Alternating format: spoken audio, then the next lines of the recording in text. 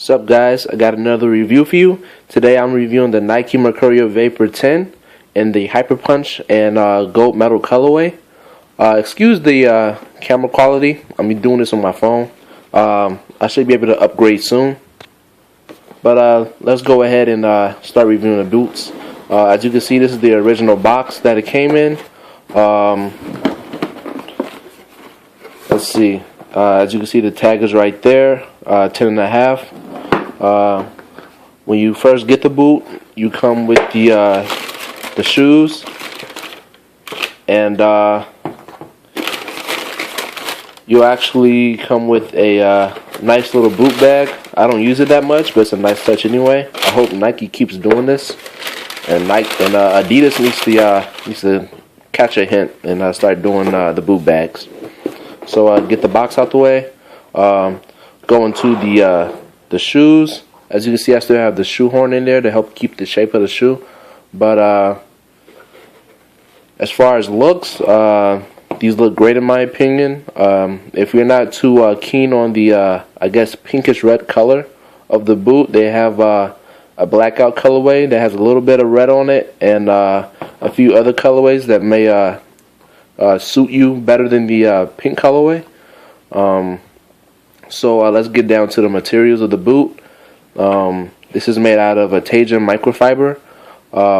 Nike has been using Teijin for I think almost all the whole series from 1 all the way to 10, with each iteration being a bit different than before.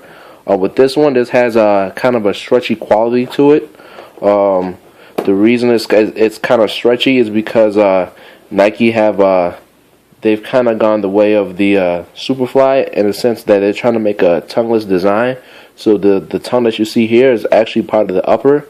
So it's not just a piece stitched onto the upper. This is actually the whole upper itself. Let me get the shoe horn out.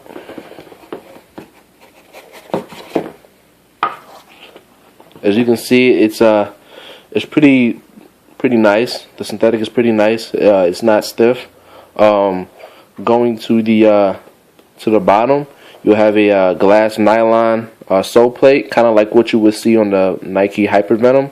Except I think this one it's a lot more flexible, and it's a lot less layers, I guess. So that's why it's so easy to bend this. This is probably the most flexible vapor that's ever been out. Going to the stud layout, it's okay. This is a pretty new stud layout.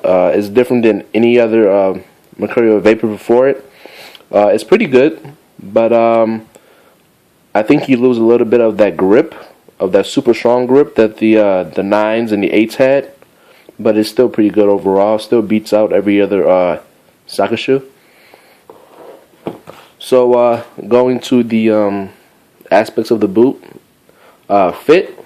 The fit is great. Because of the last of the boot, it's pretty narrow. So if you have super wide feet, you're not going to fit into vapors, any kind of vapors actually.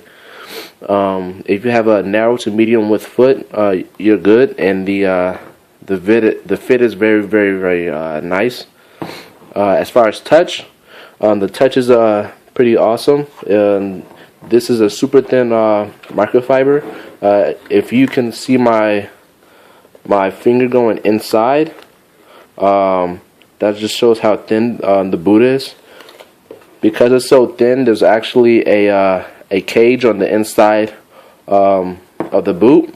It's like a stability cage, and it helps keep your foot stable when you're doing lateral movements, and it helps the integrity of the upper. The insole is not anything special at all. Actually, it's pretty lackluster. It's just a perforated insole, just one piece of foam. It gets the job done, but it's nothing special. So going back to the boot, this does come with ACC, all conditions control. This doesn't do anything for me. I don't really notice it. I think it's good to have, but it's okay. The boot does have micro texturing, so that's another part that helps with the touch. That's why the touch is so good on this. things like passing, shooting, it's great because the boot is so thin, so you can actually feel where you're hitting the ball every time you take a touch on it. The inside, the cushioning, it's not too much cushioning. They're trying to go low profile, so that's why everything is pretty minimal on this boot and speed boots in general. Going to the studs, I like it. Nike went back to the 4-blade stud layout in the back, so they have 4 blades in the back rather than 2 like they did for the Mercurial 9 and the Mercurial 8. They did this because they felt that people were getting unstable, and I've had the 8s and I kind of disagree with that. And I didn't have a problem with that, but I could see how other people would. They also found out that the studs in the back were breaking, so a lot of people were sending them back to Nike because the 2-stud layout, there was too much pressure on it, so people were actually breaking the blades. But going back to this stud layout, it's pretty good. Decent grip. Still beats out every other traction sole plate on the market. With this rotational stud layout in the front, it's pretty good. You can rotate and pivot and do what you want without too much, I guess, getting in the way. I forgot to mention the weight of the shoe. It's like around 6.5, which is really good. So it's super light. If you want to compare it to the Adizero, the Adizero is like 5.7 ounces.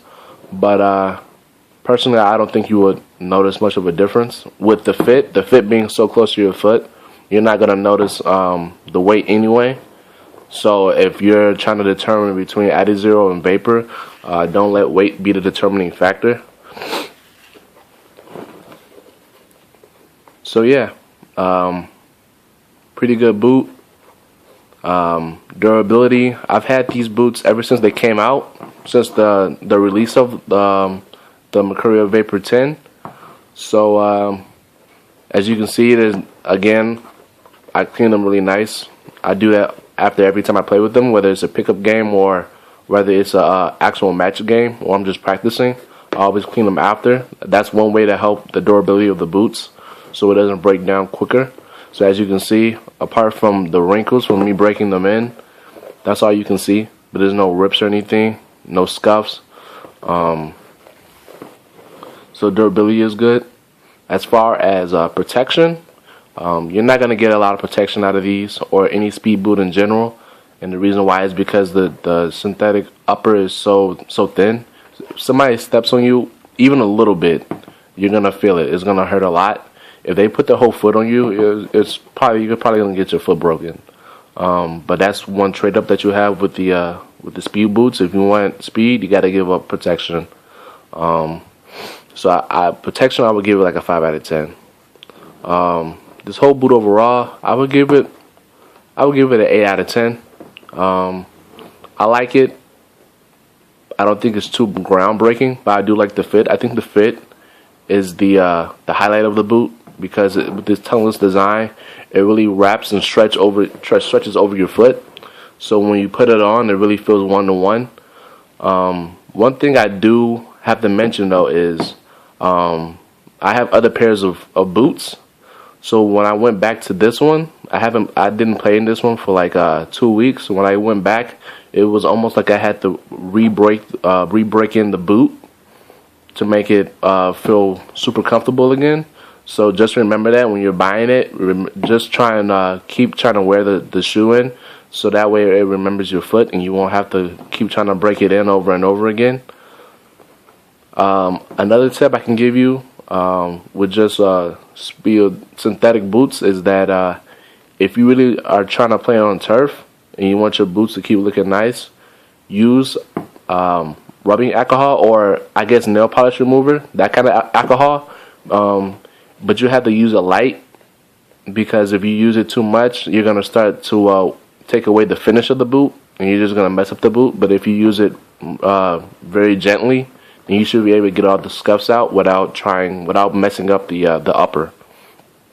So that's all I have for this review. Like, comment, subscribe, and I'll be back with more videos. See you guys.